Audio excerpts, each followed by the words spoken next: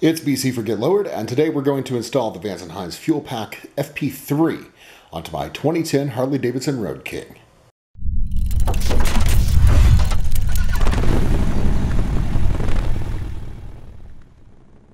You're looking at the left side of my Road King here, and I went ahead and pulled the seat off, even though you don't necessarily have to. Just makes it a little bit easier to get into that side panel.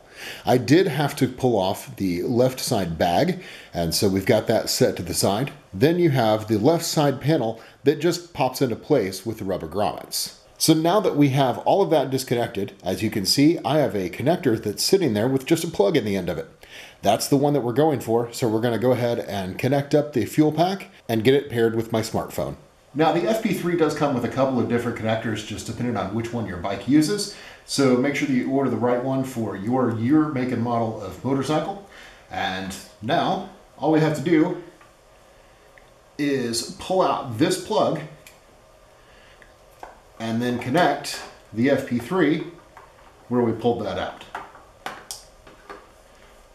Now that we have that done, we can turn the bike on and we should start to see some lights. There we go, we have the lights going now, and so we can go ahead and pull up the phone and connect to the FP3. As you can see here, we have the phone and we're going to connect a new fuel pack. So go ahead and give it the permissions that it needs to do that. We can select that one and it will pair it with the bike. Now the fuel pack is tied to this VIN, so you can't switch it over to another bike, but it's a fairly inexpensive system as far as tuners are concerned, and there's a lot of possibilities with it, so not a bad buy altogether. Now, if you do have a firmware update that is required, you will have to actually download and install that firmware before it allows you to do anything else with the bike. So once your update is complete, what you can do is go in and search for a map. And we're going to find the closest map to what I have here, since I'm not actually running a Vance & Hines pipe.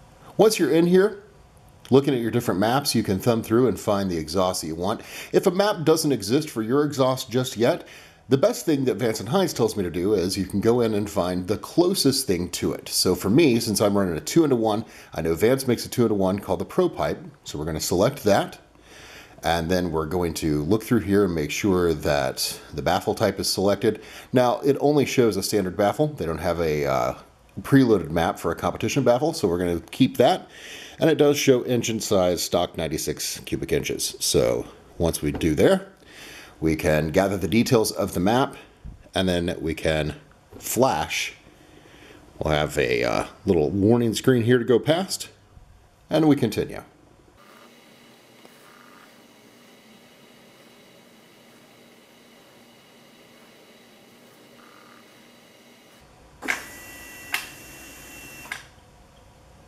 Now we get the next screen that says to turn the bike off for 15 seconds, so we're going to reach over, turn it off, and we'll actually get a countdown timer onto here as well, so you don't have to worry about counting exactly 15.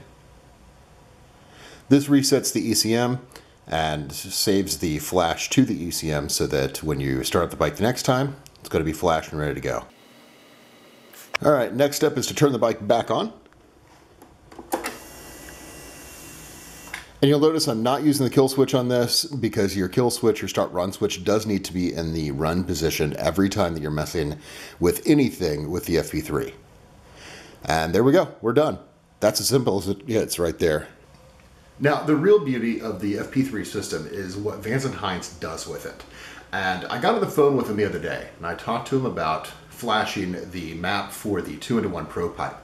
And I said, so my guess is that I flash the Pro Pipe and then I set it to auto tune so that I can go through and kind of finally adjust that since it's not the right pipe. And he says, no, actually what you're going to do is flash that, run it for a bit, and then inside the app, you're going to actually send us your map. And we're going to go through and we're going to look at where it's lacking, and then we're going to tweak that for you. Now, if I took my bike to a performance shop that had a dyno, it's going to cost me probably between $400 and $600 to have them do a single map flash on it. And then if I ever need to change anything, well, then it's going to cost me even more money.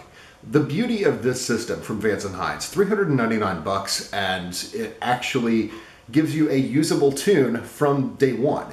but then it can get even better with just a little bit of back and forth with Vance and Hines. So I'm pretty happy with it so far.